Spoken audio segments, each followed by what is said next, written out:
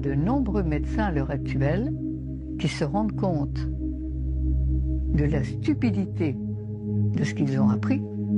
Parce que qu'est-ce qu'on a appris aux médecins? Il faut savoir quand même que derrière la faculté, qui a créé la faculté? Les laboratoires. Et les laboratoires, leur but c'est quoi? C'est de faire des bons patients, bien patients, à qui on va prescrire des médicaments et des vaccins toute la vie. Les médicaments vont arrêter la crise, vont arrêter la maladie, puisque chaque maladie, c'est une crise de nettoyage.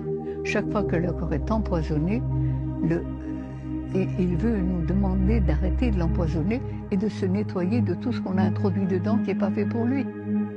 Et toutes les maladies du monde, et en 65 ans de pratique, j'en ai vu quelques-unes, eh bien, toutes les maladies du monde sont guérissables. Mais tous les malades ne le sont pas. Parce que ça demande des efforts. C'est pas un coup de baguette magique.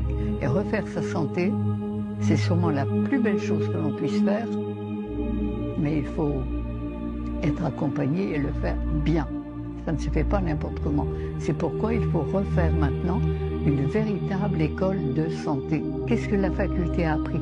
À analyser tout ce qui ne va pas dans un corps mal nourri, donc empoisonné et carencé. Exactement comme on ferait des analyses dans une poubelle sale. Bien sûr, on va trouver plein de choses qui ne vont pas. Et on va mettre des noms très savants.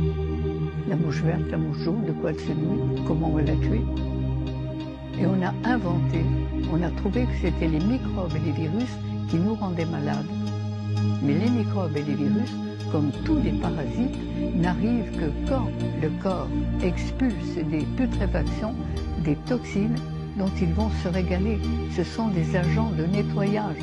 Et ce n'est pas les microbes et les virus qu'il faut tuer. Au contraire, il faut les aider.